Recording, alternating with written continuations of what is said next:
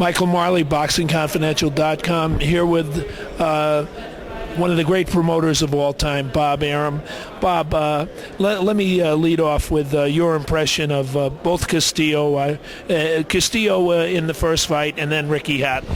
Castillo showed the result of a year layoff and all the tribulations he's been through. I'm sure with the Hatton fight, he'll be the old Jose Luis Castillo. Hatton was at times brilliant and at times ordinary. So we'll see, because he's going to get hit with a lot harder punches by Jose Luis Castillo than Arango did. Doesn't the fact that neither one of them were overwhelming tonight, I mean, that plants the seeds for a very competitive fight on June 2nd? I think very definitely it'll be competitive. Be a great fight. I can't wait to see it. But the Hatton and Castillo that you saw tonight are not the Hatton and Castillo you're going to see on June 2nd. Do you think that Castillo, I mean, he showed some of the body punching, which he learned his body punching from a guy named Julio Cesar Chavez. So do you think now that he knows he can make the weight, that's going to be a big load off his mind? Absolutely. And Axel Marilla, who was in camp the last couple of weeks, he just was the weight guy. Now he's going to do conditioning, weight, the whole thing, and he's going to be there the whole 10 weeks of camp. Castillo is going to be. Bob, I have to ask you, June 2nd, that'll be here in Vegas, or you don't know yet? Thomas and Mack. Thomas and Mack, okay. I have to ask you about Mr. Steve Wynn, about April 28th in Macau. You've got the most popular fighter in the world, your guy Manny Pacquiao, fighting a very, very tough Korean. Steve Wynn must be over the moon about that pairing. Everybody. I mean, every Asian is going nuts about that fight, because in Shinchi, Manny better prepare for the fight like he prepared for Morales. This is not a walk in the park. Do you worry? Everybody knows how exciting Manny is. They know the talent that he has. But, I mean, it seems sometimes distracted. He's making record albums. They're talking about him running for political office. Is that a worry that you have with him? Yeah, because, I mean, Manny will be in town next week for the RC fight. He and RC are buddies. In Anaheim, right.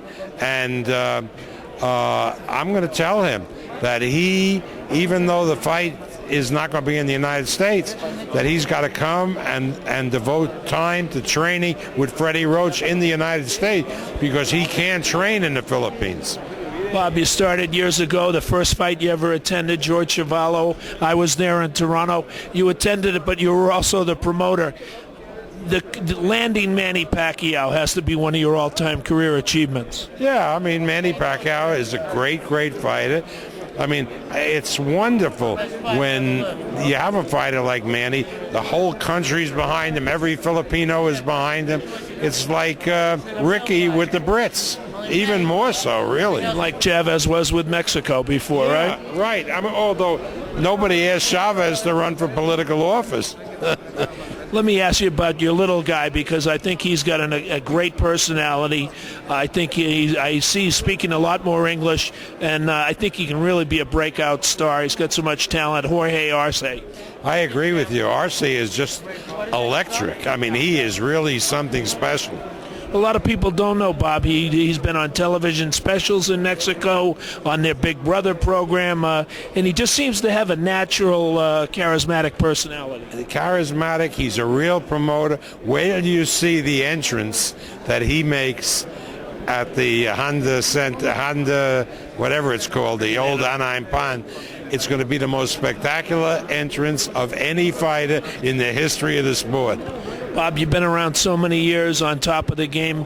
A lot of people are doom and gloom. Boxing's dying. MMA is taking over UFC. Do you see that as a threat that's going to put boxing out of business? Not that it's going to put out of business. It's a threat. But as long as we can produce Ricky Hattons and Jorge Arces and fighters who bring excitement, Miguel Cotto, boxing will survive quite well. Well, I'm glad you mentioned Cotto. I know you have a press conference in San Juan on Monday. What's the beyond the next fight? He's got a mandatory fight. What's down the line? What's going on with Miguel Cotto? He's going to fight Antonio Margarita. And, you know, Miguel has told me any welterweight in the world he'll fight. Mosley, Mayweather, any of them. And I think he beats anybody. Antonio Margarito, the most duck guy in boxing, that's a match that Margarito then wants also. Yeah, because Antonio, of all these guys, has the best chance to beat Cotto and thinks he can. Okay, thank you very much. Bob Arum, the legendary Hall of Fame promoter from Top Rank. Thanks, Bob.